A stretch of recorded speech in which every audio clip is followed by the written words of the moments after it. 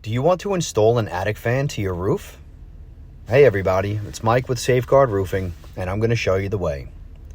You're going to want to start by getting up in the attic space and locating the exact area that you want to put the fan. Make sure that you're directly in the middle of two rafters and send a screw straight up through the roof. This will be the center point for your fan. Next, we want to make sure that we have the proper tools up on the roof. You will need a flat bar, a hammer, a caulking gun with roofing cement, of course a circular saw. You'll also need a contractor's pencil, snips, and a knife. Your first step is going to be removing the shingles in the area that the fan is going to be installed. A good rule of thumb is to remove the two shingles above where the screw came out, remove the shingle that the screw penetrated, and also remove the shingle below that.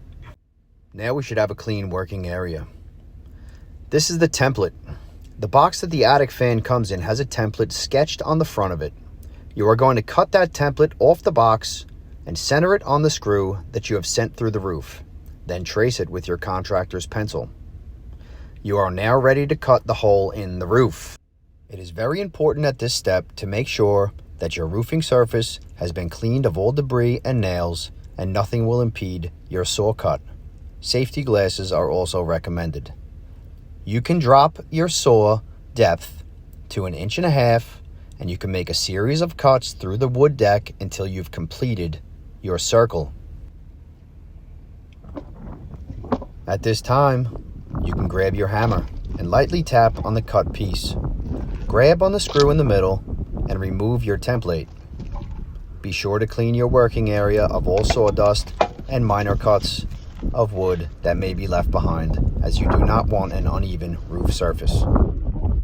Okay, we're halfway there. At this point, it's time to center the attic fan. You will want some help from within the attic space for this part to make sure that the fan is completely centered. If it is a low attic space, you can reach up and center the fan yourself from inside. If it is a stand-up attic, it is recommended that you have someone directing you left, right, up, or down until the fan is completely centered, at which point you can nail it off. Lastly, we will take our shingles and pre-cut to the flashing of the fan. Before nailing the shingles off, we will lay a nice bead of roofing cement around the flashing of the fan to keep the water or snow out that may be driven between the shingles and the flashings during a storm. For any roof-related questions, feel free to reach out to Mike at Safeguard Roofing directly at 516-807-3658.